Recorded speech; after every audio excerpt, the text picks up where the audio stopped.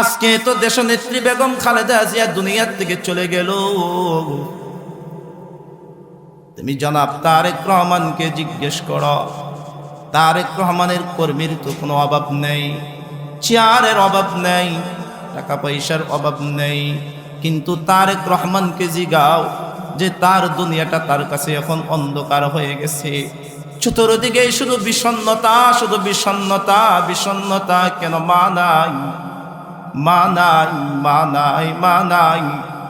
সারাটা জিন্দেগি সে ক্ষমতা পাবে, টাকা পাবে, সব পাবে, কিন্তু মায়ের চেহারা তারেক রহমান আর জিন্দেগিতেও কখনো সে পাবে না।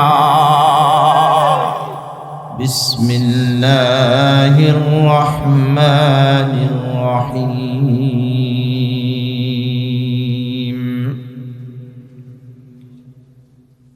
ইন্নাল্লাযীনা ক্বালু রাব্বুনাল্লাহ সুম্মা ইসতাকামু তাতানাজ্জালু আলাইহিমুল মালায়েকা আল্লা তাখাফু ওয়া লা তাহজানু وأبشروا بالجنة التي كنتم توعدون. بارك الله لنا ولكم في القرآن العظيم ونفعنا وإياكم بالآيات والذكر الحكيم.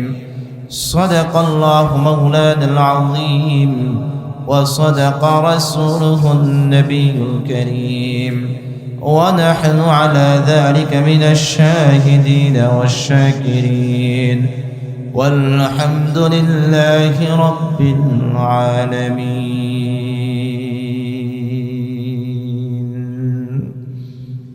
সকলে মহাব্বতের সাথে গভীর রজনীতে নবীজির মহাব্বতে কলিজাত থেকে সকলে উচ্চ আওয়াজে জবানটা বন্ধ না রেখে আমার সাথে সকলে দুরূদ ইব্রাহিম পড়েন।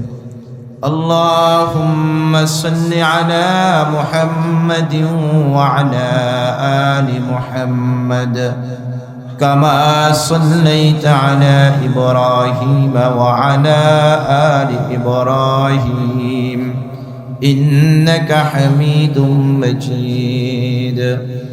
اللهم بارك على محمد وعلى آل محمد كما باركت على إبراهيم وعلى آل إبراهيم إنك حميد مجيد.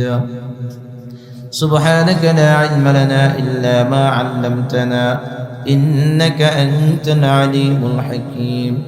رب زدني علما، رب زدني علما، رب زدني علما، رب يسر ولا تعسر وتمم بالخير. اللهم بارك لنا في رجب وشعبان وبلغنا رمضان.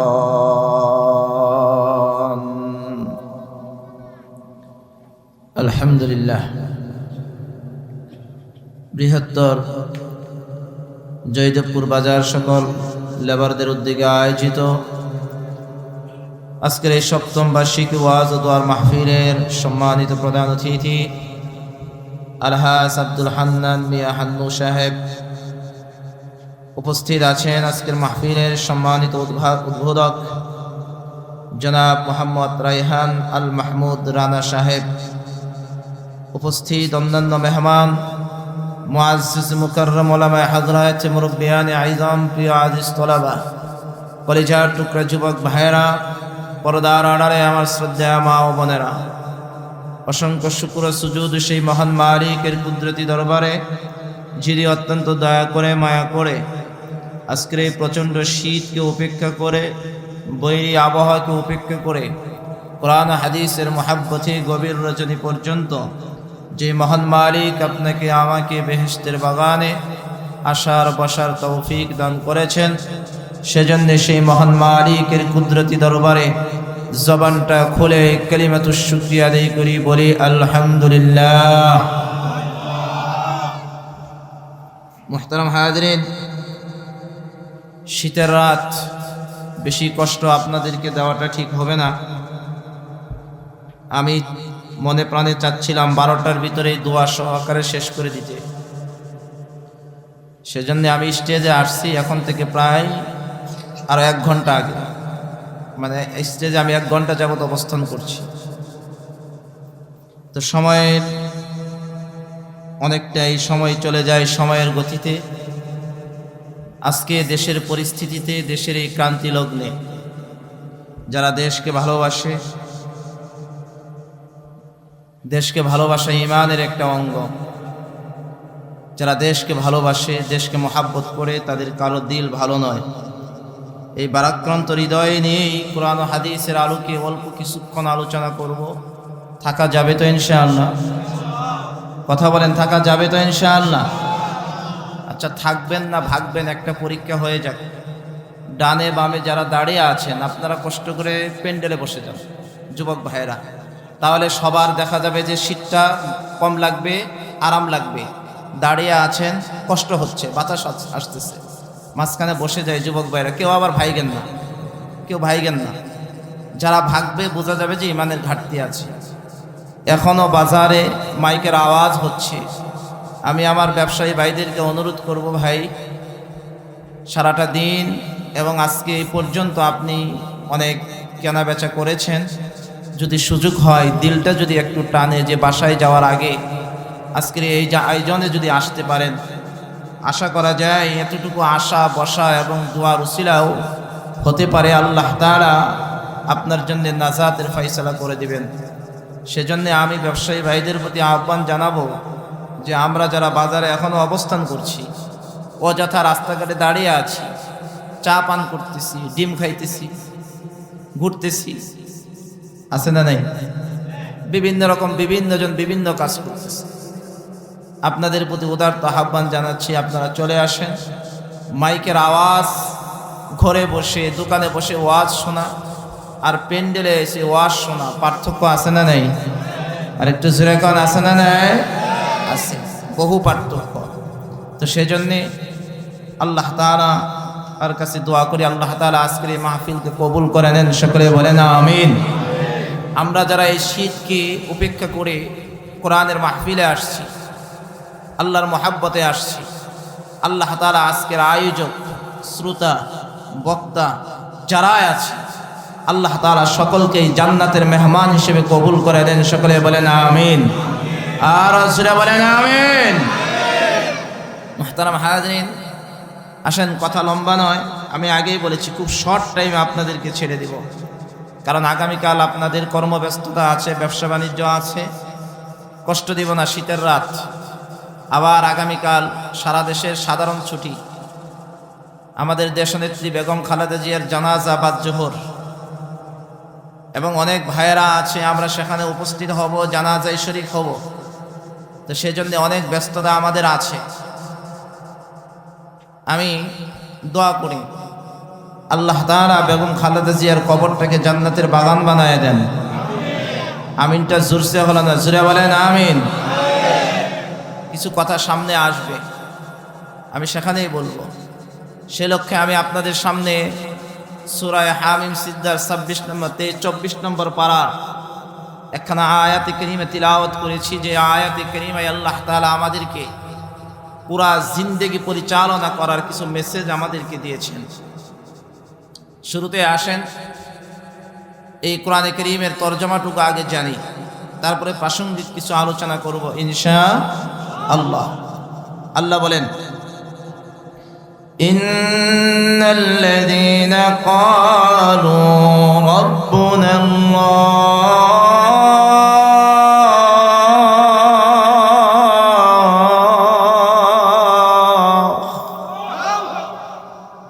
আল্লাহ বলেন ইন্নাল্লাযীনা ক্বালু, কথা গভীরভাবে বুঝবেন। নিশ্চয়ই যারা বলে, কি বলে? রব্বুনাল্লাহ, আমাদের রব কে? হয় না? ইমানের আওয়াজে বলেন রব কে? আর আসলে বলে আমাদের রব কে? যারা বলে আমাদের রব আল্লাহ, তাহলে বলেন আল্লাহ বলতেছেন যারা বলে আমাদের রব আল্লাহ, তাহলে যারার ভিতরে আমরা আসি না নাই? কথা বলেন আসি না নাই? কারণ আমরা কি বলি আমাদের রব কে? যে আমরাও বলি আমাদের রব আল্লাহ। মুহতারাম হাজরিন, এই আমাদের রব, এই আল্লাহ, এটা জবান দিয়ে বলাটা খুব সহজ। কথা বুঝাইতে পারি নাই? আমাদের রব আল্লাহ এটা জবান দিয়ে বলাটা খুব, কিন্তু রবকে মানাটা বড় কঠিন। আরেকটু জোরে কান। রব বলা সহজ, কিন্তু রব মানা কঠিন। যে কোনো মানুষ, কেউ যদি কোনো দলের লোক হয়, সে বলে দিতে পারে যে আমি বিএনপির লোক, আমি আওয়ামী লীগ নাই দেশে, আমি জামাতের লোক, আমি খেলাফতের লোক, আমি ইসলামী আন্দোলনের লোক। যে কোনো দলের কথা সে বলতে পারে, কিন্তু ওই দলের কাঠামো আইন মেনে চলাটা তার জন্য বড় কঠিন। কথা বল না কেন? তো ঠিক তদ্রূপ আপনি আর আমি যে বলি আমাদের রব আল্লাহ, তার মানে কি আপনার আর আমার যতদিন হায়াত আছে, জন্ম থেকে নিয়ে মৃত্যু পর্যন্ত আল্লাহ তাআলার অনুশাসন মেনে চলা, আল্লাহ তাআলার বিধান মেনে চলা, আল্লাহ তাআলার বিধানের বাহিরে না যাওয়া, আল্লাহ তাআলার যত বিধান আছে আমি যদি A to Z মানতে পারি, তাহলে বোঝা যাবে আমার জবান দিয়ে বলা আর দিলের ভিতরে যা আছে পুরাটা এক। কথা বলতে কেন? আমি জবান দিয়ে বললাম একটা, কাজ করলাম আরেকটা। আমি বললাম আমার রব আল্লাহ, তাহলে আল্লাহ বলেছেন নামাজ পড়তে, নামাজ পড়ার জন্য আল্লাহ প্রতিদিন 5 বার ডাকতেছে, আমি আল্লাহর ডাকে সাড়া দিলাম না, তাহলে কি বোঝা যায় আমি কি আল্লাহকে মানলাম? আরেকটু জোরে কান। আল্লাহ বলেছেন যে আমি বললাম আমার রব আল্লাহ, আর আল্লাহ বলেছেন তুমি সুদ খায়ো না। কথা বলতে কেন? তুমি সুদ খেও না, আর আমি সুদি টাকা দিয়ে ব্যবসা করা শুরু করলাম, তাহলে কি লাভ হইল? তাহলে আমি কি আল্লাহকে মানলাম?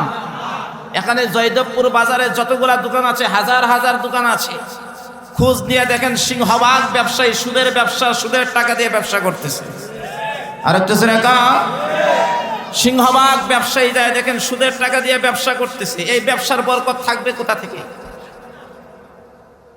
তাহলে অথচ সে মুসলমান, নামাজ পড়তেছে, ওই দোকানের মালিকের শুরুতে সর্বপ্রথম লেখা আছে আলহাজ জনাব মোহাম্মদ আব্দুর রহমান, হজ করেছে, মুসলমানের সন্তান, কিন্তু ব্যবসা করতেছে সুদের টাকায়। কথা বুঝাইতে পারি? কষ্ট হইতেছে আপনাদের? ব্যবসা করতেছে কিসের টাকায়? সুদের টাকায়। তাহলে আমি তো বলেছি আমার রব আল্লাহ, তাহলে আল্লাহ কি বলেছেন? সুদ খাওয়া, কথা বলেন, সুদ খাওয়া হারাম। তাহলে তো আমি আল্লাহকে খুব ভালোভাবে মানতেছি নাকি? আল্লাহকে মানা হলো? আল্লাহকে মানা হলো না। তাহলে আমার জবান একটা, কাজ হচ্ছে আরেকটা। যার জবান হয় একটা, কাজ হয় আরেকটা, সে হলো মুনাফিক। সে কি? কথা বলেন, সে কি? কথা হবে একটা, কাজ হবে আরেকটা, সে মুনাফিক। সে কি? মুনাফিক। আপনি চাকরি নিতে যাবেন, বাহ মাশাআল্লাহ, ইন্টারভিউ হচ্ছে, কি সুন্দর চেয়ারটার ভিতরে যে বসে আছে, মুখে সুন্দর দাড়ি আছে, মাথায় টুপিও আছে, পাঞ্জাবিও আছে, প্যান্ট নাই, পায়জামা আছে, এবং পায়জামাটা সুন্নত তরিকায় টাকনুর উপরে পড়া আছে। ইন্টারভিউ নিছে, আপনি একদম মাশাআল্লাহ যতগুলা প্রশ্ন করেছে সবগুলার প্রশ্নের জবাব আপনি দিয়েছেন, কিন্তু আপনাকে অ্যালাউ করে না, এই লোকটা অ্যালাউ করে না। কেন? কারণ উপরের চেহারা দিয়ে হবে না, টেবিলের নিচে কিছু লেনদেন এখনো বাকি আছে। কথা কয় না? টেবিলের নিচে এখনো কি আছে? লেনদেন বাকি আছে। টেবিলের নিচের লেনদেনটা যদি অ্যালাউ হয়ে যায়, তাহলে এটা প্রার্থী পারফেক্ট। কথা কন না কেন? তাহলে এখন বুঝে থাকলে বলেন, টেবিলের লেনদেনের নিচ দিয়া, টেবিলের নিচের লেনদেন আল্লাহ কি জায়েজ করেছেন না হারাম করেছেন? আর রাসূল বলে, অথচ সে তো বলতেছে আমাদের রব আল্লাহ। যে টেবিলের নিচ দিয়ে নিচ্ছে সে কি বলতেছে? আমাদের রব আল্লাহ। সমাজের নেতা, বড় মুসলমান, বড় ইমানদার জননেতা আলহাজ অমুক তমুক সাহেব, ঠিক আছে, জয়দেবপুর বাজারে এখন কেউ একটা দোকান যাবে, রাত 12টার সময় ফোন গেছে, আমার বাসায় যতক্ষণ পর্যন্ত বান্ডিলটা না আসবে ততক্ষণ তোমার দোকানের কাজ হবে না। কথা বলেন আছে না নাই? আরো জোরে বলেন আছে না নাই? তার এই যে চাঁদাবাজি, এই চাঁদাবাজি আল্লাহ কি হারাম করেছেন না জায়েজ করেছেন? আরো জোরে বলেন হারাম না হালাল? হারাম করেছেন। তাহলে যে চাঁদা নিচ্ছে সেও তো বলতেছে আমার রব আল্লাহ, কিন্তু কাজ করতেছে তো আল্লাহর বিরোধী। কথাগণ কথাগণ কথাগণ আছে না নাই? মুসলমান গভীর মনোযোগ দিয়ে বুঝতে হবে। আল্লাহ বলেছেন আমার রব, যারা বলে আমার রব আল্লাহ, ও মুসলমান শুনে না, আমার রব চামড়ার মুখ তো আমি দিছি, চামড়ার মুখ দিয়ে বড় স্বীকার করলে মাহফিলে গেলে হুজুরে যদি বলে এই বলো আমার রবকে, লাফ দিয়ে উঠে কই আমার রব আল্লাহ, কিন্তু আল্লাহ যা করতে বলেছেন একটাও করে না। এইগুলা সবগুলাই হলো মুনাফিকের আলামত, মুনাফিকের আলামত। আমার কথা কেন? আল্লাহ তাআলা আয়াতের পরের অংশে সুন্দর করে বলেছেন কিভাবে। আল্লাহ বলেন ইন্নাল্লাযীনা ক্বালু রাব্বুনাল্লাহ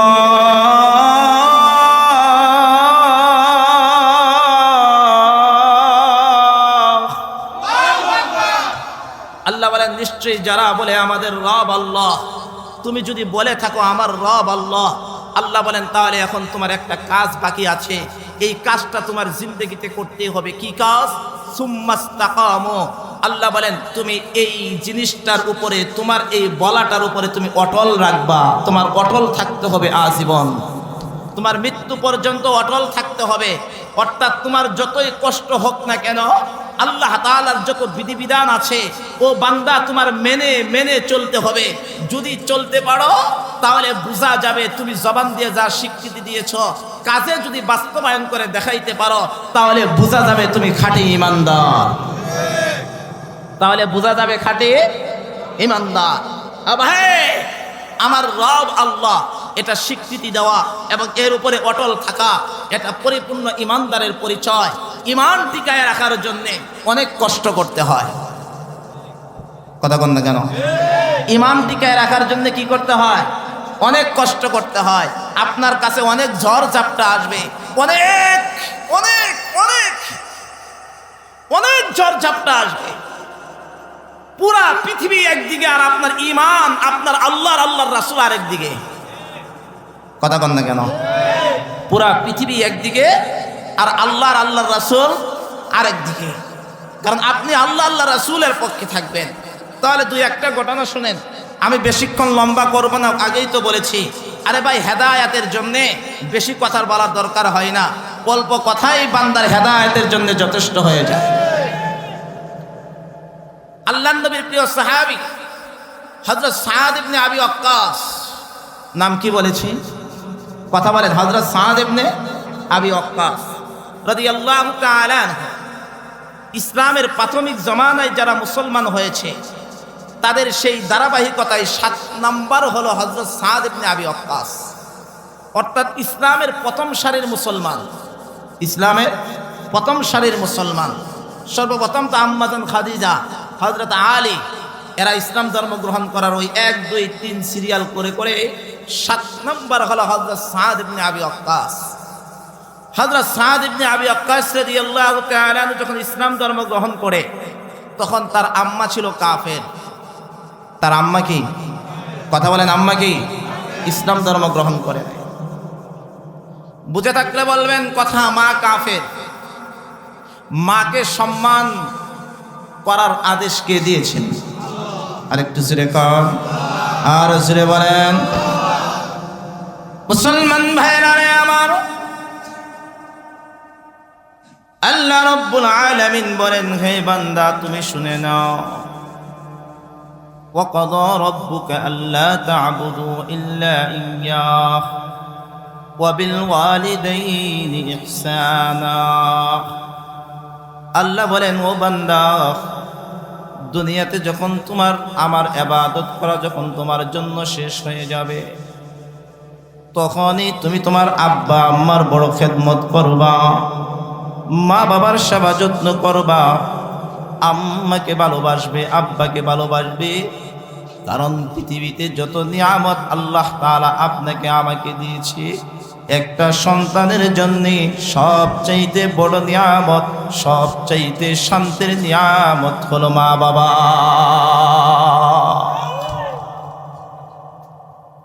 দুনিয়ার টাকা দিয়া কখনো শান্তি পাওয়া যায় না, দুনিয়ার বাড়ি দিয়ে কখনো শান্তি পাওয়া যায় না, মান ইজ্জত দিয়েও কখনো শান্তি পাওয়া যায় না। মায়ের আঁচলে গিয়া মা আম্মা ডাকার ভিতরে যে একটা শান্তি, পৃথিবীতে আর কোথাও কোনো কিছুর মধ্যে শান্তি পাওয়া যায় না। মুসলমান, গভীর মনোযোগ দাও, দিলটাকে ভালো করে খেয়াল করে শুনো। আজকে তো দেশনেত্রী বেগম খালেদা জিয়া দুনিয়ার থেকে চলে গেল। তুমি জনাব তারেক রহমানকে জিজ্ঞেস করো, তারেক রহমানের কর্মীর তো কোনো অভাব নেই, চেয়ারের অভাব নেই, টাকা পয়সার অভাব নেই, কিন্তু তারেক রহমানকে জিগাও যে তার দুনিয়াটা তার কাছে এখন অন্ধকার হয়ে গেছে। চতুর্দিকে শুধু বিষণ্ণতা, শুধু বিষণ্ণতা, বিষণ্ণতা। কেন? মা নাই, মা নাই, মা নাই, মা নাই। সারাটা জিন্দেগি সে ক্ষমতা পাবে, টাকা পাবে, সব পাবে, কিন্তু মায়ের চেহারা তারেক রহমান আর জিন্দেগিতেও কখনো সে পাবে না। যার মা নাই সে বুঝে মা হারানোর ব্যথা। রে যুবক, কলিজাটা ফেটে যায়। কারণ আল্লাহ রব্বুল আলামিন যেরকম বান্দাবান্দিকে, আল্লাহ তাআলা বান্দাবান্দিকে ভালোবাসে নিঃস্বার্থভাবে, ঠিক তদ্রূপ একজন আব্বা আম্মাও সন্তানকে ভালোবাসে নিঃস্বার্থভাবে। দুনিয়ার প্রত্যেকটা মানুষের ভালোবাসার মধ্যে বড় স্বার্থ লুকায়িত আছে, কিন্তু মায়ের ভালোবাসার ভিতরে কোনো স্বার্থ লুকায়িত নেই। নেতা কর্মীকে ভালোবাসে স্বার্থের কারণে, কারণ নেতা চাই কর্মীর উপরে ভর দিয়ে দিয়ে আমার চেয়ারটা দরকার। কর্মী নেতাকে ভালোবাসে কই কেন? ওই যে নেতার হাত থেকে কিছু টাকা পয়সা কামানোর একটা দান্দা। আরে ভাই, আপনি আমাকে ভালোবাসেন, আমি আপনাকে ভালোবাসি, কোনো না কোনোভাবে স্বার্থ লুকায়িত আছে। কিন্তু আমার মা যে আমাকে ভালোবাসত, কোনো স্বার্থ ছিল না। আমার মার ভালোবাসার ভিতরে কোনো স্বার্থ ছিল না। সন্তান যখন মার সামনে যায়, মা সর্বপ্রথম সন্তানের চেহারাটার দিকে তাকায়। মা কখনোই সন্তানের হাতের দিকে তাকায় না।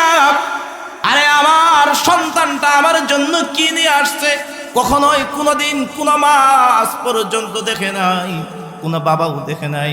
কিন্তু শ্বশুর বাড়িতে যাওয়ার সময় সুন্দর করে হাতের দিকে তাকায় তাকে শাশুড়ি কি নিয়ে আসছে, শ্বশুর তাকায় তাকে কি নিয়ে আসছে, শালা শালি তাকায় তাকে কি নিয়ে আসছে।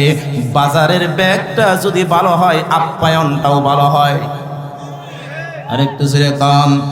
বাজারের ব্যাগটা যদি ভরা থাকে, তাহলে জামাইয়ের কদর বাড়তে থাকে। আর হাতটা যদি খালি থাকে, তাহলে শ্বশুর বাড়িতে জামাইয়ের কোনো কদরও থাকে না। কিন্তু জনম দরদি মা কখনোই হাতের দিকে তাকায় না, কিন্তু জনম দরদি মা শুধু সন্তানের চেহারাটার দিকে তাকায়। সন্তানের চেহারাটার দিকে প্রত্যেকটা মা তাকায় থাকে। মা বলে আমার কিচ্ছু লাগবে না, আমার কলিজার টুকরা সন্তানটা যখন আমার কাছে আসছে, কলিজার টুকরা সন্তানের চেহারাটা দেখা মার কলিজাটা ঠান্ডা হয়ে যায়। মুসলমান ভাইরা আমার, এই জন্য আল্লাহ রাব্বুল আলামিন বলেন, হে দুনিয়ার মুসলমান, হে জয়দেবপুরের যুবক, ভালো করে বুঝো, দূর দেশে আসছো টাকা কামানোর জন্য। অনেক যুবক কেমন আছে, অফিসে চাকরি করে, সারাটা দিন চাকরি করে, কিন্তু সময় চলে যায়, মাকে একটা ফোন দিতে পারে না, বাবাকে একটা ফোন দেওয়ার সময় হয় না। কেন রে যুবক, কেন কেন কেন কেন? দূরদেশে থাকো, টাকা থাকো, মার খোঁজ খবরটা কেন নেও না? তুমি কাজের ফাঁকে কেন মাকে একটা টেলিফোন করে মার স্বাস্থ্যটা কেমন আছে কেন তুমি দেখো না? মা যদি চলে যায়, হাজারো চেষ্টা করলে, হাজারো বার ফোনটা হাতে নিয়ে মার কাছে 1 মিনিট ফোন তুমি দিতে পারবা না। কসম খুদার, কসম খুদার, আমার দিকে তাকাও। আমি গত রমজানে মা হারাইলাম। প্রত্যেকটা প্রোগ্রামে আমার মা আমার খোঁজ খবর নিত। আজকে এই ফোনের দিকে আমি তাকায় থাকি, পকেট থেকে বাইর করি, পকেট থেকে বের করার পরেও তো ফোন আসে না, আমি তো ফোন দিতেও পারি না। এই কলিজার কষ্ট কাউকে বুঝাইতে পারবো না। এই যুবক, যখন থাকবে না তখন বুঝবি। আজকে তারেক রহমানরে জিগাও কেমন বিষণ্ণতার মধ্যে আছে। ডানে বামে সামনে পিছনে তারেক রহমান, কদমে কদমে কদমে। মা হারানোর ব্যথা এখন থেকে সে অনুভব করবে। এতদিন পর্যন্ত যতটুকু করছে না করছে, কিন্তু কালকের থেকে করবে, আজকের থেকেই শুরু হয়ে গেছে। এটাই বাস্তবতা। আল্লাহ বলেন, বান্দারে, এই জন্য আমি কোরআনে কারীমের মধ্যে বলেছি, ওয়াকাদা রাব্বুকা আল্লা তা'বুদু ইল্লা ইয়্যাহু ওয়া বিল ওয়ালিদাইনি ইহসানা। বান্দা, আমার ইবাদত করার সাথে সাথে তুমি তোমার আব্বা আম্মার খেদমতটুকু করা তোমার উপর ফরজ, তোমার উপরে ফরজ। তো যে কথাটা বলতেছিলাম মনে আছে, হযরত সাদ ইবনে আবি ওয়াক্কাস ইসলাম ধর্ম তো গ্রহণ করে ফেলল, মা তো কাফের। তাহলে বুঝে থাকলে বলেন, মা কাফের হওয়ার পরেও মার সম্মান করার দরকার আছে না নাই? আরো জোরে বলেন, আছে না নাই? মা যখন শুনতে পেল যে হযরত সাদ, আমার সাদ মুহাম্মাদের দলে চলে গেছে, তখন মা সাদকে ডাকে, এই সাদ এদিকে আসো। সাহাবী মার সামনে দাঁড়ানো। খেয়াল করবেন, ঈমান কাকে বলে, ঈমান কাকে বলে। হযরত সাদ ইবনে আবি ওয়াক্কাস মার সামনে দাঁড়ানো। প্রথমে নরমাল ভাবে মা বলে, বাবা তুমি মুহাম্মদের প্রতি ঈমান ছেড়ে দাও। হযরত সাদ ইবনে আবি ওয়াক্কাস রাদিয়াল্লাহু তাআলা বলে, আম্মা জান না, আমি পারবো না। অথচ হযরত সাদ ইবনে আবি ওয়াক্কাস রাদিয়াল্লাহু তাআলা আনহু তার মাকে খুব বেশি ভালোবাসে। কয়, না আম্মা, পারবো না। এখন মা তার সেই দুর্বলতার জায়গায় হাত পড়ে। এখন মা বলতেছে, হ্যাঁ সাদ, 1-2 বার পড়ার পরে, হ্যাঁ সাদ, তুমি কি মুহাম্মদকে ছাড়বা না? কই, না আমি ছাড়বো না। তখন বলতেছে, কই তাহলে শোনো, তুমি যতক্ষণ পর্যন্ত মুহাম্মদকে না ছাড়বা, মুহাম্মাদের রব আল্লাহকে যতক্ষণ না ছাড়বা, ততক্ষণ পর্যন্ত আমি বলে দিলাম, আমি কোনো খাবার, আমি কোনো পানি পর্যন্ত স্পর্শ করব না। বুঝে থাকলে বলেন, নেককার সন্তানের জন্য এটা কষ্টকর না আনন্দদায়ক? আরো জোরে বলেন। মা খাবার ছেড়ে দিয়েছে, মা খায় না। হযরত সাদ ইবনে আবি ওয়াক্কাস রাদিয়াল্লাহু তাআলা আনহু আম্মাকে বলে দিল, মা আমি তোমার কথা শুনেছি, আমি আমার মেসেজে তোমাকে শুনাই দিছি, তুমি খাইলে খাও, না খাইলে না খাও, আমি গেলাম। কারণ ঈমানের প্রশ্ন। বলেন কিসের প্রশ্ন? ঈমানের প্রশ্ন, আল্লাহর আল্লাহর রাসূলের ভালোবাসার প্রশ্ন। একটা জিনিস মনে রাখবেন, একটা উসুল, লা তাআতা লিমাখলুকিন ফি মাসিয়াতিল খালিক। আল্লাহ তাআলার আনুগত্য ব্যতি রেখে কোনো মাখলুকের আনুগত্য করা হারাম। আল্লাহর আনুগত্য করা বাদ দিয়ে কোনো মাখলুকের আনুগত্য করা কি হারাম। এক্সাম্পল কি? যেমন আপনি দোকানে কর্মচারী, আপনি কাজ করতেছেন, আপনার মালিক আপনাকে বললে নামাজ পড়ার দরকার নাই, নামাজ পড়ে কি হইব? নামাজ পড়ে পড়িস। নামাজ মাগরিব নামাজের সময় আপনার মালিক বলতেছে দোকানে কাস্টমার, এদিক দিয়ে নামাজ পড়ার বিধান কি? নামাজ পড়া কি? সবাই বলেন নামাজ পড়া কি ফরজ। তাহলে নামাজ পড়া যদি ফরজে আইন হয়, ফরজ যদি হয়, আর এই বিধানটা কার? তাহলে আল্লাহ বলতেছেন সময় মতন নামাজ তুমি পড়ে নাও, সময় মতন তুমি নামাজ পড়ে নাও। আর মালিক বলতেছেন নামাজ পড়ার দরকার নাই, কারণ মালিক তো তার দোকানের চিন্তা করতেছে, কাস্টমারের চিন্তা করতেছে। এখন আপনি কাটটা মানবেন? কথা বলেন, কাটটা মনিবের কথা মানবেন নাকি মনিবরে বলবেন এই যে চাকরি এখানে থাকলো আমি নামাজটা আগে পড়াই, নামাজের পরে যদি চাকরি থাকে তাহলে এসে কাজ করবো, নাহলে গেলাম। কথা কন না কেন?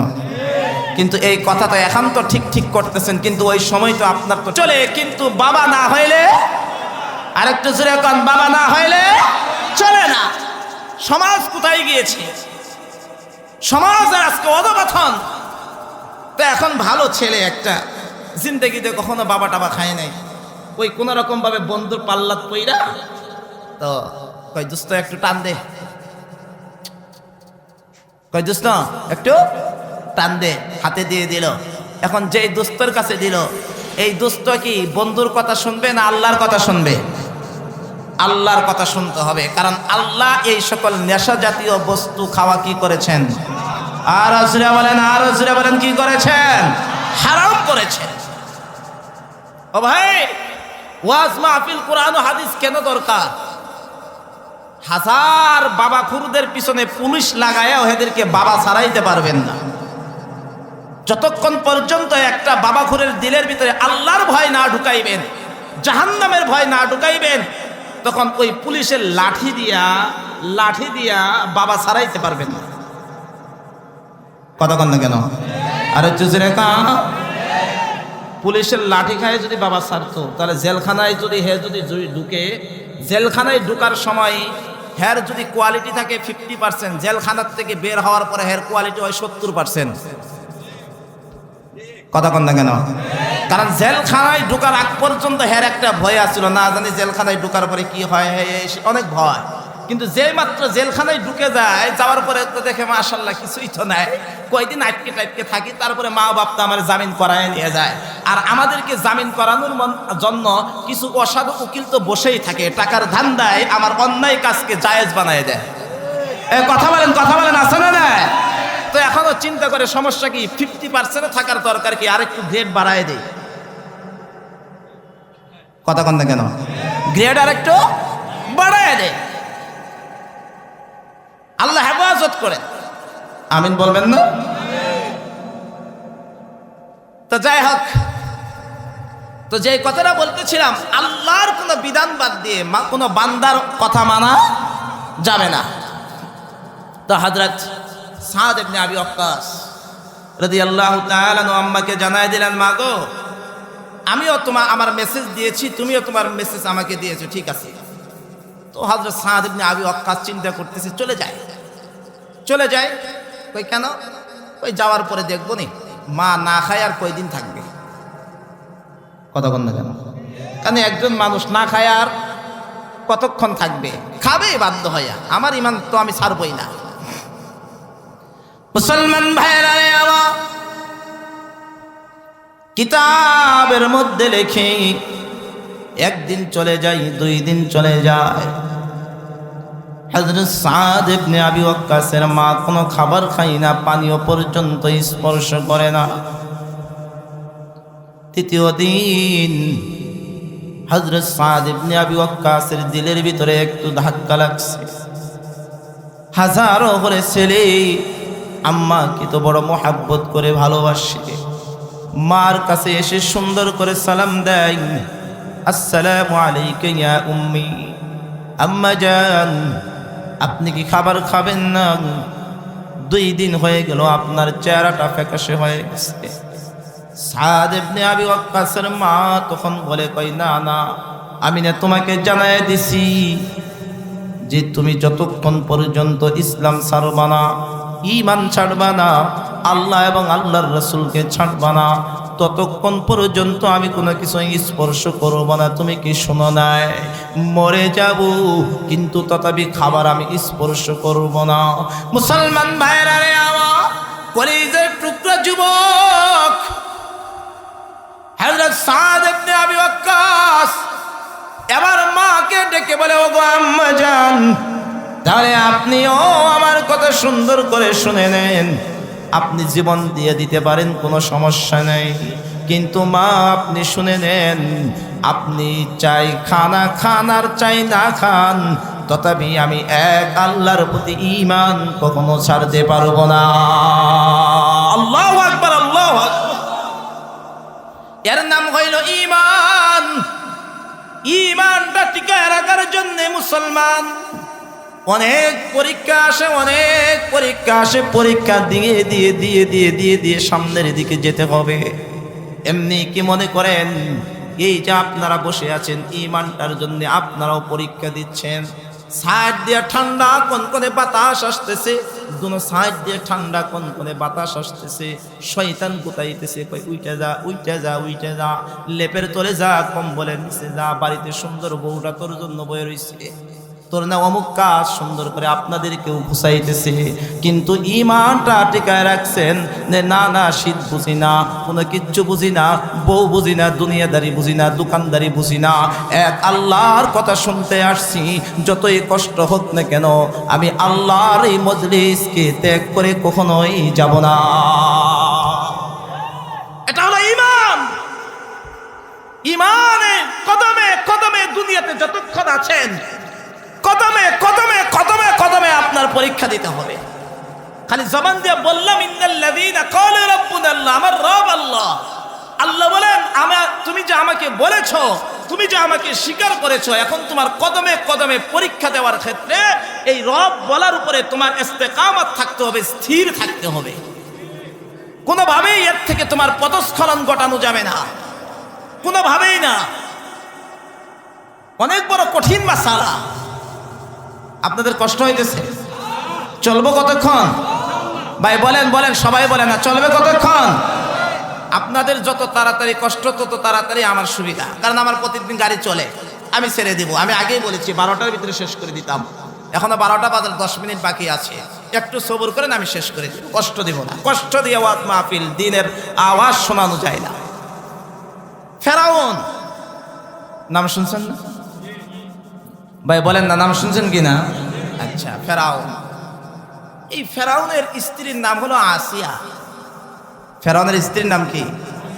আসিয়া। ফেরাউন তার যেই মিশরে যে পিরামিড আছে, চাই দেখবেন ফেরাউন হলো জম্মের কালা, ও কিন্তু কালো আছে। ফেরাউনের গায়ের রং কি ছিল? কালো। আর ওর বউ আসিয়া বড় সুন্দরী ছিল। আসিয়া কি কথা বলেন?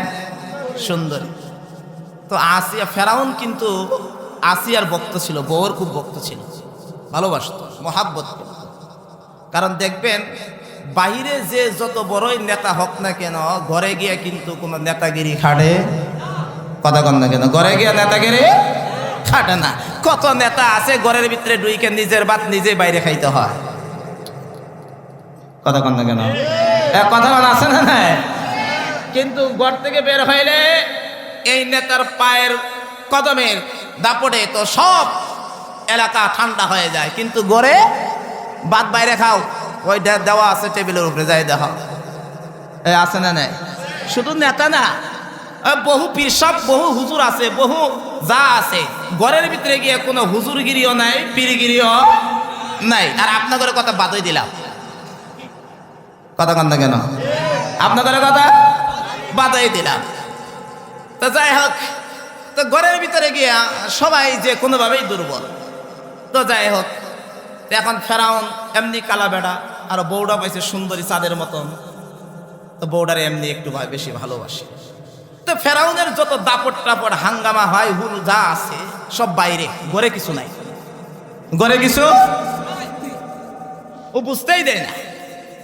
কিন্তু দেখবেন যেটি জালেম হয়, জালেমদের স্বার্থের বাহিরে যখন কোনো জিনিস চলে যায়, তখন হে এর বউরও চিনে না, সন্তানরেও চিনে না, কথা কন না কেন, হের বন্ধুরেও চিনে না, আত্মীয় স্বজনরেও চিনে না, ভাইয়েরও চিনে না, বোনরেও চিনে না। আরে ভাই, অনেক ক্ষমতা ধরেন ইতিহাস ঘেটে দেখো না, অনেক ভাই তার চেয়ারটা টিকায় রাখার জন্য আপন ভাইকে হত্যা করছে, কথা বলেন আছে না? না, শুধু একমাত্র চেয়ারটা পাওয়ার জন্য। তো জালেম যারা হয় তারা যখন কোনো বুদ্ধি টুদ্ধি দিয়ে পারে না, তখন তারা তাদের পেশি শক্তি প্রয়োগ করে।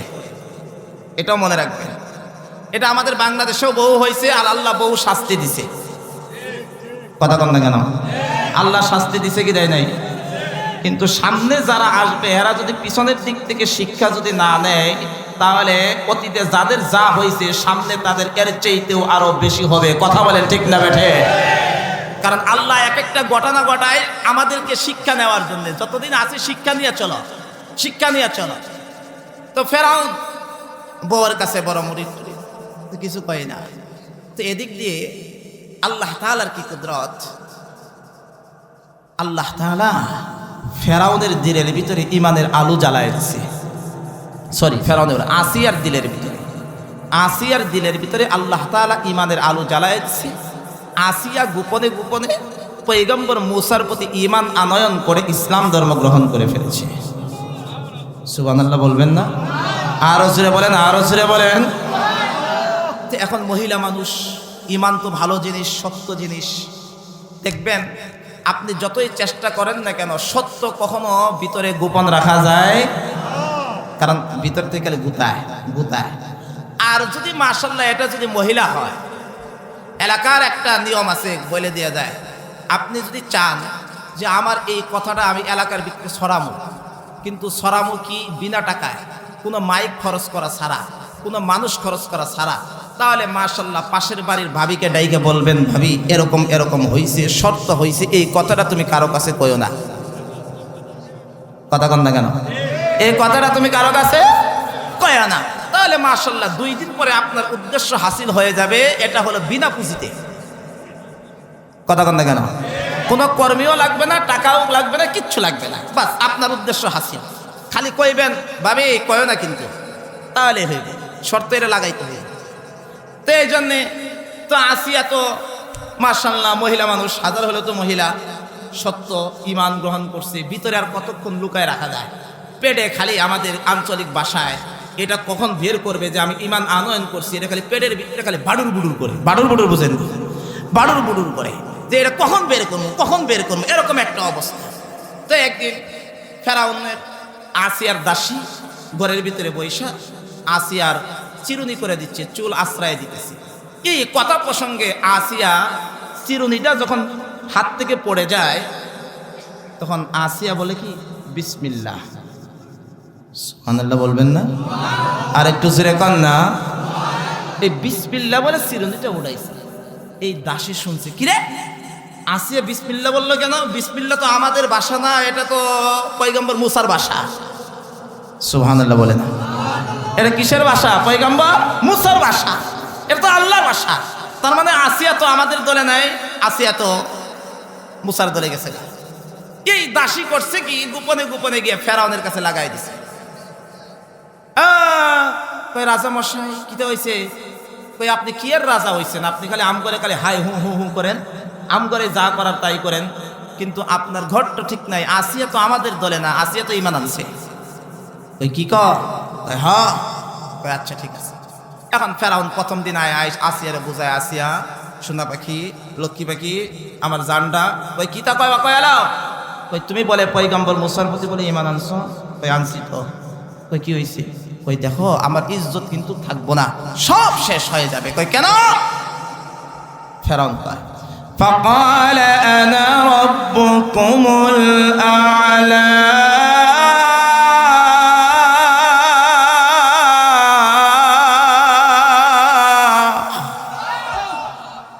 আসিয়া আমি ঘোষণা দেই, আমি হইলাম সবচেয়ে বড় খোদা, আর তুমি আমাকে ছেড়ে দিয়া তুমি পয়গম্বর মূসার অনুসারী হয়ে গেছো, আমার খোদাগিরি থাকবো? কথা কয় না? আমার খোদাগিরি থাকবো? ঘর ঠিক নাই।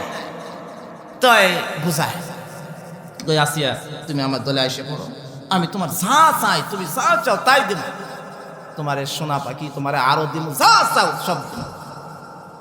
এখন আসিয়া তো মহিলাদের দেখবেন চিকন বুদ্ধি বেশি হয়। কথা কয়, মহিলাদের কি চিকন বুদ্ধি আছে? কিন্তু শুনেন, একটা বুদ্ধি দিয়ে যায়। আপনি যখন কোনো কাজ করতে যাইবেন আগে বউর সঙ্গে পরামর্শ করবেন। বউর সঙ্গে পরামর্শ কইরা দেখবেন ওর মনের ভাবটা কি, ওর ভিতর থেকে কি আসে। যদি দেখেন আপনার সাথে মিলে যায় তাহলে কাজটা হের মতন করে করবেন। পরে কইবেন, কই দেখছো তুমি কইছো দেখেই তো করলাম।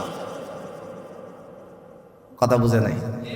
তুমি কইছো দেখেই তো করলাম। তাহলে দেখবেন আপনার বউ মাশাআল্লাহ আপনার মাথা নিয়ে নাচবে, আর আপনার জন্য মাশাআল্লাহ শীতের দিন আসছে তো পানি একটু বেশি করে গরম করে দিবে। কিন্তু মূলত কাম তো করছেন আপনার ভিতরে যেটা আছে এটাই। আর যদি এর সাথে পরামর্শ করে দেখবেন যে না মিলে না, হ্যাঁ খালি আমি কই ডাইনে হ্যাঁ কই বামে, বা আপনারটা আপনি করবেন। মহিলাদের অনেক সময় এটা বললাম কেন, কারণ আপনি অনেক সময় আটকে গেছেন। মা বোনদের সাথে পরামর্শ করবেন, তাদের থেকে এমন একটা বুদ্ধি পেয়ে যাবেন যেটা আপনার কাজে লাগবে। কথা কয় না? এমন কি লাগবে কাজে? কারণ মহিলাদের সবসময় যে বেকুবিমূলক কথা কয় বিষয়টা এরকম না, ওরা অনেক সময় কামের কথা কয়। তো আসিয়া তো এমনি তো বুদ্ধিমতী জ্ঞানী। এখন আসিয়া ফেরাউনের কয় কয় খারো, খুদা মারাইছো তুমি না? খুদা তুমি বড় খুদা? কয় হ্যাঁ। কয় আচ্ছা ঠিক আছে ফেরাউন। কয় কি তা হইছে? কয় শোনো এক কাজ করি। কয় কি? আমার আল্লাহ, আমি যে আল্লাহর প্রতি ঈমান আনয়ন করেছি, আমার আল্লাহর একটা সিস্টেম হলো, নিজাম হলো, তরিকা হলো, এই বিশ্ব ভূমণ্ডল পরিচালনা করার একটা ব্যবস্থাপনা হলো আমার আল্লাহর। কি? আমার আল্লাহ প্রতিদিন সূর্যটাকে পূর্ব আকাশ থেকে উঠায়, পশ্চিম আকাশে ডুবায়। এই নিজাম, এই ব্যবস্থাপনা কার? আরো জোরে বলেন ভাই, কার? আল্লাহ। তো এটা তো আমার আল্লাহর নিজাম। ওই তুমি যদি আমার আল্লাহর চাইতেও যদি বড় খুদা হয়ে থাকো, তাহলে ফেরাউন আগামীকালকে এই সূর্যটাকে পশ্চিম আকাশ থেকে উঠায়া পূর্ব আকাশে ডুবাও। আল্লাহু আকবার কয় না রে? আর জিরা বলে চিল্লায় বলেন না আল্লাহু আকবার। ফেরাউনের 14 গোষ্ঠী পারবো নি? কথা কেন পারবো নি? আপনাকে হাসি নাই পারতো মনে হয়। হ্যাঁ পারতো? কেউ পারবে? ফেরাউন কাফার, ও তো হতভম্ব হয়ে গেছে। ফেরাউন কিরে, আমি আসিয়ার এতদিন মনে করছিলাম লেবরা সাবরা, কোনো কিছু বুঝে না টুঝে না, বেবলি টেবলি করতে গিয়ে আইছে, হে এত সুন্দর করে কথা করতে গিয়ে পাইল রে। এখন তো হ্যাঁ আটকাই ফেলছে। ওই যে আগেই বললাম, জালেমরা যখন বুদ্ধি দিয়া লিগেল ভাবে যখন না পায়, তখন তার পেশি শক্তি প্রয়োগ করা আরম্ভ করে দেয়, অত্যাচার করা আরম্ভ করে দেয়। মুসলমান ভাইরা আমার,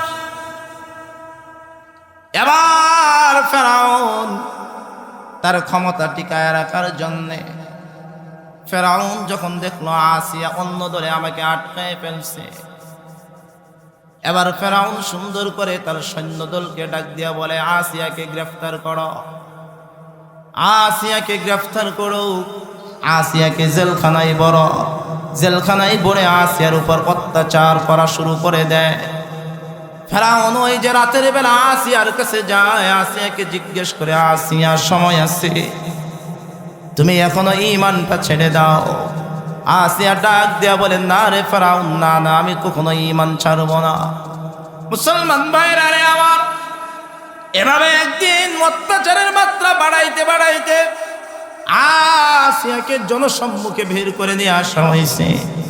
পুরা মাঠের মধ্যে একত্রিত করছে, পুরা মাঠের চতুর্পাশে এলাকার মানুষ, শহরের মানুষগুলা একত্রিত হয়ে গেছে, আসিয়ার উপর অত্যাচার করা আরম্ভ করে দেয়। শুধুই কি তা কয়, তাফসীরের কিতাবের মধ্যে লেখে আসিয়ার শরীর থেকে কাপড়গুলা খুলে আসিয়াকে বিবস্ত্র করে ফেলছে। আসিয়ার বুকের উপরে বড় একটা পাথর চাপা দেয়। পাথরের নিচে গিয়ে ফেরাউন আসিয়ার কানে কানে বলে, আসিয়া এখনো সময় আছে, বলো না বলো না, তুমি কি আমাকে মানো কি মানো না? আসিয়া ডাক দেয়া বলে, ফেরাউন রে শুনে নাও, জীবন দিয়ে দিব, কিন্তু তথাপি আমি এক আল্লাহর প্রতি ঈমান ছাড়তে পারবো না। এবার ফেরাউন তার সৈন্যবলকে বলে, আরে এমনি এমনি কাজ হবে না, এমনি এমনি কাজ হবে না, বিষধর সাপ গুলা নিয়ে আসো, বিষধর বিষাক্ত সাপ গুলা নিয়ে আইসা আসিয়ার চতুর্দিকে ছেড়ে দিয়েছে। বিষাক্ত সাপ গুলা আসিয়াকে সুবল করে দংশন করে। আসিয়ার সুন্দর চেহারা বিষে নীল হয়ে যায়। তাফসীরের কিতাবের মধ্যে লিখে জীবনটা যখন বের হয়ে যাবে, আসিয়া আসমানের দিকে তাকাইয়া আমার রবকে ডেকে ডেকে বলে আল্লাহ।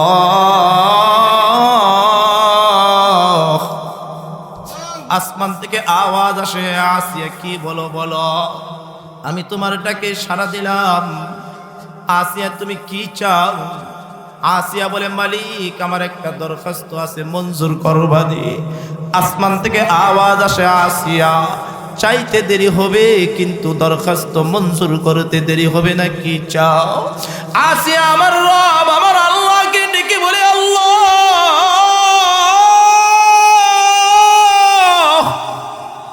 মালিক,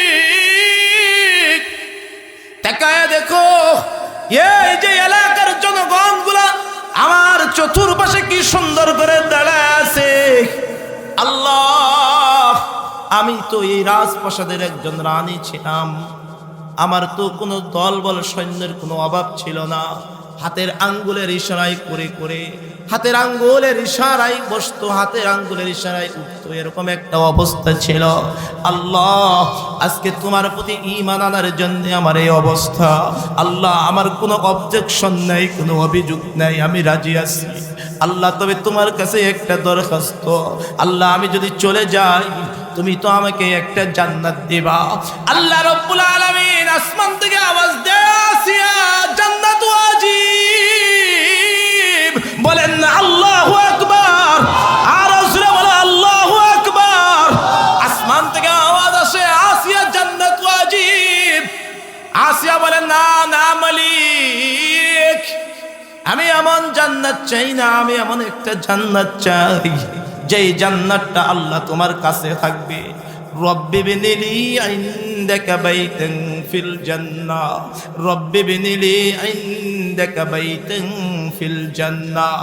আল্লাহ আমি এমন একটা জান্নাত চাই যেই জান্নাতটা তোমার খুব নিকটে থাকবে। আমার মন চাইলেই যেন আমি তোমাকে দেখতে পারি, কারণ আমি তোমাকে পাওয়ার জন্য সব ছেড়ে দিয়েছি। আল্লাহ আমি সব ছেড়ে দিয়েছি, সব ছেড়ে দিয়েছি তোমার কাছে, আমাকে একটা জান্নাত দিও। তাফসীরের কিতাবের মধ্যে লেখে আল্লাহ রাব্বুল আলামিন সাথে সাথে আসমানের মধ্যে আসিয়ার চোখের সামনে জান্নাতটা তুলে ধরেছে। আল্লাহু আকবার, আল্লাহু আকবার। আসিয়ার ওই আসমানের মধ্যে জান্নাতের চোখের সামনে, আসিয়ার চোখের সামনে জান্নাতটা তুলে ধরছে। আসমান থেকে আওয়াজ আসে, আসিয়া আয় আয় আয় আয়, তাড়াতাড়ি আসো, ওই যে জান্নাতটা দেখা যায়, জান্নাতের মধ্যে নাজ নিয়ামত দেখা যায়, জান্নাতের মধ্যে তোমার জন্য গিলমান রেডি, হৌররা রেডি, তোমার সেবা তোমার দাস দাসী সব রেডি। আসো আসো জান্নাতের দিকে আসো। আসিয়া শুনে নাও, তোমার ইন্তেকাল করতে দেরি হবে কিন্তু এই জান্নাতের মধ্যে ঢুকতে একটা সেকেন্ডও তোমার দেরি হবে না। এই জন্য মুসলমান ভাইরা রে আমার, আল্লাহ রাব্বুল আলামিন বলেন ইন্নাল্লাযীনা ক্বালু রাব্বুনাল্লাহ সুম্মা ইসতাকামু, দুনিয়াতে যারা বলবে আমাদের রব হইল আল্লাহ এবং এর উপরে অটল থাকবে ৬০-৭০ বছরের জিন্দেগি আল্লাহ তাআলার বিধান মেনে মেনে যারা চলবে। কারণ মুসলমান তুমি আর আমি দুনিয়াতে আসি, আজকে আসি কালকে থাকবো না। ফজরের সময় যে এলান হবে না অমুক নাই অমুক নাই। দুনিয়াতে কত বাবাকে দেখলাম সন্তানটা বুকের সাথে লাগায়া ঘুমায়, সন্তান ফজরের আজান দিলে উঠে যায় কিন্তু বাবা বিছানার থেকে উঠে না। সন্তানটা গালের ভিতরে চুমু খায়, আব্বু আব্বু বলে ডাকে। যেই সন্তানটাকে বুকে নিয়ে ঘুমাইলো, সন্তান উঠলো কিন্তু বাবা উঠলো না, বাবা তো কবরের যাত্রী হয়ে গেল। যেই বিবিটাকে নিয়ে সুন্দর করে ঘুমাইলো, বিবি ফজরের সময় উঠে কিন্তু স্বামীর কোনো খবর নাই। মসজিদের মাইকের মধ্যে এলান হয়ে যায়, আল্লাহ রাব্বুল আলামিন বলেন বান্দারে আমি তোমাকে ৬০-৭০ বছরের জিন্দেগি দিয়ে পাঠাইছি, তুমি যদি ঈমানের উপর যদি অটল থাকতে পারো তাহলে শুনে নাও আমি আল্লাহ তোমাকে 2টা পুরস্কার দিব। বলেন কয়টা পুরস্কার? আর রাসূল বলেন কয়টা পুরস্কার? কষ্ট হইতেছে, চলবে, কথা বলেন চলবে, আর 10 মিনিট। এই আয়াতের তাফসীরটাই আমি পূর্ণাঙ্গ করে শেষ করে দিতেছি। স্টেজের মধ্যে আমার কলিজার টুকরা স্বনামধন্য ভাইয়েরা বসে আছেন, আমি কষ্ট দিব না। আপনারা দেশ পরিচালনা করেন, স্টেজের সামনে আমার মুরব্বী বাবারা আছেন, কলিজার টুকরা যুবক ভাইয়েরা আছেন, আমি তোমাদের কেউ কষ্ট দিব না। 10টা মিনিট আমাকে সময় দাও। আল্লাহ রাব্বুল আলামিন বলেন, ইন্নাল্লাযীনা ক্বালু রাব্বুনাল্লাহ সুম্মা ইসতাকামু, যারা বলবে আমাদের রব আল্লাহ আর এর উপরে অটল থাকবে, আল্লাহ বলেন বান্দারে আমি তোমাদেরকে কয়েকটা পুরস্কার দিব, তোমাদেরকে 2টা পুরস্কার দিব। তোমরা কি চাও? 1 নাম্বার, আল্লাহ বলেন তাতানাজ্জালু আলাইহিমুল মালাইকা আল্লা তাখাফু ওয়ালা তাহজানু ওয়া আবশিরু বিল জান্নাতিল্লাতী কুনতুম তুআদুন। আল্লাহু আকবার, আল্লাহু আকবার। হে আল্লাহ বলেন যারা অটল থাকবে। মোহতারাম হাজরিন, আপনারা আমার মরণ আছে না নেই? এক কথা বলেন, আছে না নাই? দেখবেন যারা মুমিন অথবা মুমিন ছাড়া ইমানদার বৎকার যেই শ্রেণীর মানুষ হোক না কেন, কথা আগে বুঝে নেন। মানুষ যখন মৃত্যু শয্যায় শয়িত হয়ে যায়, মানুষ যখন মরণের বিছানায় যখন শয়িত হয়ে যায়, মানুষের জানটা যখন বের হবে বা এমত অবস্থায় আল্লাহ তাআলা আসমানের মধ্যে 2 ধরনের ফেরেশতা তার চোখের সামনে পাঠায়। কয় ধরনের? কথা বলেন, কয় ধরনের? ইমানদারদের জন্য 1 ধরনের আর বৎকারদের জন্য আরেক ধরনের। ওই ফেরেশতাকে কেউ দেখে না, শুধু মৃত ব্যক্তিই দেখতে পায়। কথা কোন? কেউ দেখে না। মাথার কাছে ছেলে বসা থাকে, বাম পাশে স্বামী বসা থাকে, পায়ের কাছে মেয়ে বসা থাকে, ভাই বোন আত্মীয় স্বজন বসা থাকে, অনুসারীরা বসা থাকে, পীরের কাছে মুরিদরা বসা থাকে, নেতার কাছে কর্মীরা বসা থাকে, সব বসে থাকে। অসুস্থ ব্যক্তির কাছে ডাক্তার থাকে। ওই ফেরেশতাকে কেউ দেখে না, কিন্তু শুধু দেখে একদম মৃত ব্যক্তি। শুধু দেখে কে? মৃত ব্যক্তি। হ্যাঁ, কিভাবে? ওই সময় নেককার বান্দাদের জন্য, যারা বলেছে আমার রব আল্লাহ এবং সারাটা জিন্দেগি এর উপরে কাটাইছে, ইমানের উপরে কাটাইছে, তাদের জন্য আল্লাহ তাআলা আসমানের মধ্যে রহমতের ফেরেশতা প্রেরণ করে। সুবহানাল্লাহ বললেন না যে? আরেকটু জোরে কর না সুবহানাল্লাহ। মুসলমান ভাইরা রে আমার, আল্লাহ রাব্বুল আলামিন বলেন তাতানাজ্জালু আলাইহিমুল মালাইকা, এই ঈমানদার বান্দা বান্দীদের জন্য তাদের মরণের সময় তাদের কাছে আসমান থেকে রহমতের ফেরেশতা পাঠায়া দেয়। রহমতের ফেরেশতা আসে, কেউ দেখে না কিন্তু সে দেখে। দেখবেন অনেক অসুস্থ ব্যক্তি, মৃত ব্যক্তি আছে, ডানে সন্তান বসা, বামে আত্মীয় স্বজন বসা, হঠাৎ করে আসমানের দিকে তাকায়া তাকায়া মুস্কি মুস্কি হেসে দেয়। অথচ এতদিন হয়ে গেল মৃত ব্যক্তিরা কোনো সময় হাসে না, কোনো কথা বলে না। হঠাৎ করে সবাই দেখে ওই যে আসমানের দিকে তাকাইয়া মুস্কি মুস্কি হাসে।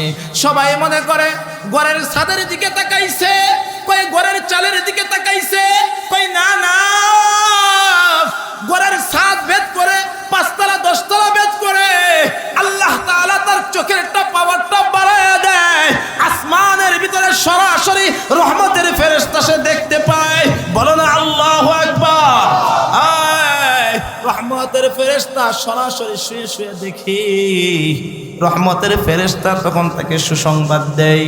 কি সুসংবাদ? ডেকে ডেকে বলে, হে আব্দুর রহমান, আল্লাহ তাখাফু, তুমি ভয় করিও না, তুমি ভয় করিও না। কই কিসের ভয়? তুমি যে দুনিয়ার থেকে আসতেছো, কবরের জগতে তুমি কেমনে থাকবা, কেমনে থাকবা, কেমনে থাকবা? এই যে তোমার একটা টেনশন, আখিরাতের যে একটা টেনশন, যেই কবরের মধ্যে আমার বিবি থাকবে না, যেই কবরের মধ্যে আমার সন্তান থাকবে না, যেই কবরের মধ্যে টাকা নাই, পয়সা নাই, গাড়ি নাই, বাড়ি নাই, কিচ্ছু নাই, কিচ্ছু নাই, কিচ্ছু নাই। চোখ দুইটা বন্ধ করলে কবরের কথা ভাবলেই তো ভয় করে। আরে কলিজাটা আটকে উঠে। আরে ফেরেশতারা তখন সুসংবাদ দেয়, আল্লাহ তাখাফু, ও ঈমানদার, আল্লাহ তাআলা তাআলার পেয়ারা বান্দা শুনে নাও, তুমি কোনো ভয় করিও না, ভয় করিও না। ওয়ালা তাহজানু, তুমি কোনো পেরেশানি হইও না। কই কিসের পরেশান? দেখবেন দুনিয়ার প্রত্যেকটা মানুষ যখন দুনিয়ার থেকে চলে যায়, বাবা তার সন্তানের কথা চিন্তা করে কি করে না? জোরে আওয়াজ দিয়ে বলেন, করে কি করে না? মা সন্তানের কথা চিন্তা করে, আমি যদি চলে যাই আমার কলিজার টুকরা সন্তানগুলা দুনিয়াতে কেমনে থাকবে, আমার ব্যবসা বাণিজ্য কেমনে চলবে, আমি যদি চলে যাই আমার সন্তানটা যদি এতিম হয়ে যায় কেমনে চলবে, কেমনে চলবে? প্রত্যেকটা মা বাবা টেনশন করে, প্রত্যেকটা মা বাবা টেনশন করে। বাবা যদি চলে যায় কখনো চিন্তা করে আমার মেয়েটার কি হবে, আমার ছেলেটার কি হবে, আমার ছেলেটা কেমনে পড়ালেখা করবে, আমার ব্যবসা বাণিজ্য কেমনে চলবে। এই জায়গায় কেউ তাকে মেরে ফেলবে। সে বলেছিল আমি যদি চলেও যাই আমার সন্তানটাকে তোমরা দেখো, কলিজার টুকরা সন্তানটারে দেখো, সন্তানটাকে দেখে রাখো, 8 মাস দেখে রাখো। মুসলমান টেনশন করে, টেনশন করে। এই যে বেগম খালেদা জিয়া চলে গেল, তাকেও গিয়ে যদি জিগাইতে পারতা, দেখো সেও টেনশন করে গেছি, আমি যে চলে যাচ্ছি আমার দেশটা কেমনে চলবে, আমার অনুসারীরা কেমনে চলবে, আমার ছেলেটা মাত্র আসলো সে কেমনে কি করবে। বেগম খালেদা জিয়া ওই টেনশন করে করেই দুনিয়ার থেকে গেছি। সবাই টেনশন করে, আমিও যখন চলে যাব আমিও আমার পরিবার নিয়ে ভাববো, অনুসারীদেরকে নিয়ে ভাববো। আল্লাহ রাব্বুল আলামিন সুসংবাদ দেয়, ওয়ালা তাহজানু ওয়ালা তাহজানু। ইমানদার বান্দা শুনে নাও, ঘাবড়ায়ও না, টেনশন করিও না। তুমি না থাকলেও, তুমি দুনিয়াতে থাকলে পরিবার দেখলা, ইমানদার সুসংবাদ গ্রহণ করে নাও। তোমার অনুপস্থিতিতে আমি আল্লাহ স্বয়ং তোমার পরিবারের জিম্মাদার আমি হয়ে গেলাম। চিল্লায় বলবেন নি আল্লাহু আকবার। আল্লাহ রাব্বুল আলামিন ইমানদার বান্দাকে বলে দেয়, আরে তোমার মেয়ের বিয়ে নিয়ে চিন্তা করিও না, আমি আল্লাহ জিম্মাদার। তোমার ছেলেটার চিন্তা করিও না, তোমার ছেলেটার ক্যারিয়ার গঠনের জিম্মাদার আল্লাহ বলেন। আল্লাহ তাহজানু, আসো বান্দা আমার দিকে আসো। দুনিয়াতে আমার উপরে তুমি কষ্ট করেছ, আমাকে মেনে চলেছ, এই জন্য সুসংবাদ দিয়ে দিলাম, তোমার পরিবারের জিম্মাদার আমি আল্লাহ নিজে হয়ে গেলাম। তোমার প্রত্যেকটা সন্তানের যখন যা লাগবে আমি আল্লাহ তখন তা দিয়ে দেব। মুসলমান ঈমানের আওয়াজে বলবেন নি, আপনার আর আমার সন্তানের মালিক কে? হয় নাই? আরো জোরে চিল্লায় বলো কে? আল্লাহ বলেন তোমার সন্তানের মালিক হইলাম আমি, তোমার মেয়েটার মালিকও হইলাম আমি, তোমার বিবিটার মালিকও হইলাম আমি, তোমার এই জয়দেবপুর বাজারের দোকানের মালিকও হইলাম আমি। আমার দেওয়া সম্পদগুলোর ভিতরে তোমার এত মোহাব্বত, আমার কাছে আসবা, তারপরেও তুমি তাদের জন্য চিন্তা করো। চিন্তা করিও না, জিম্মাদার কে? আওয়াজ দিয়ে বলেন জিম্মাদার কে?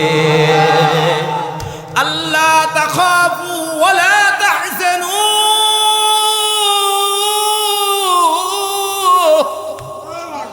আল্লাহ তাখাফু ওয়ালা তাহজানু। এক নাম্বার কই দুনিয়ার সুসংবাদ দিয়ে দিলেন। 2 নাম্বার, ওয়া আবশিরু বিল জান্নাতিল্লাতী কুনতুম তুআদুন। বান্দারে আয় আয় আয় আয়, দুনিয়াতে আমার রবকে মেনে মেনে তুমি অনেক কষ্ট করেছ। এই যে শীতের রাতে ঠান্ডা পানি দিয়ে ওযু কইরা ফজরের নামাজ পড়েছ, তাহাজ্জুদের নামাজ পড়েছ, আমি আল্লাহ দেখেছি, কেউ দেখে নাই, আমি দেখছি। তোমার বিবি দেখে নাই, কিন্তু আমি দেখছি। যাই নামাজে দাঁড়ায় দাঁড়ায় আবার কুদরতি কদমে সিজদা দিয়ে তুমি কান্না করছো। তুমি যখন আমাকে আল্লাহ বলে ডাক দিছ, বান্দা তুমি তো জানো না ওই তাহাজ্জুদের সময় আমি তো তোমাকে রহমতের কোলে উঠাইছিলাম, আমি তো তোমার ওই কপালের নিচে আমার রহমতের চাদরটা বিছাইছিলাম। বান্দা তুমি তো জানো তুমি এত কষ্ট করেছো, আমি দেখেছি তোমার এই কষ্টগুলা কখনোই বিতা যাইবে না। কেন করছিলা? কারণ তোমার দিলের ভিতরে একটা আশা ছিল, আমি আমার এই দুনিয়া তো 60 বছরের একটা জিন্দেগি, 70 বছরের জিন্দেগি, পরে তো মাটির নিচে যাবই, যাতে করে পরকালীন জগৎটা সুন্দর হয়, পরকালীন জগৎটার ভিতরে যাতে করে আমি জান্নাত পাই। আল্লাহ বলেন বান্দা সুসংবাদ নিয়ে নাও, সুসংবাদ গ্রহণ করে তুমি আমার কাছে আসো। ওয়া আবশিরু বিল জান্নাতিল্লাতী কুনতুম তুআদুন। বান্দা আসো আসো আসো, আমি আল্লাহ তোমার জন্য আমার তৈরিকৃত জান্নাত তোমার জন্য প্রস্তুত করে রেখে দিয়েছি। সুবহানাল্লাহ। আমরা পারবো তো ইনশাআল্লাহ? ঈমানটা টিকায় রেখে চলবো, পারবো তো ইনশাআল্লাহ? কে কে পারবো? হাতটা উঠায় দেখায়, লিল্লাহি তাকবীর। আল্লাহ আমাদেরকে ঈমানের উপর থাকার তৌফিক দান করেন, বলেন আমিন। আসেন কদমে কদমে কদমে কদমে মেনে মেনে একমাত্র আপনি আর আমি বাকি জিন্দেগি কাকে মেনে চলবো? কথা বলেন কাকে? আল্লাহকে মেনে চলবো। আল্লাহ আমাদের সবাইকে তৌফিক দান করেন, আল্লাহ আমাদেরকে কবুল করেন, জোরে বলেন আমিন। ইনশাআল্লাহ এখনই দোয়া হয়ে যাবে।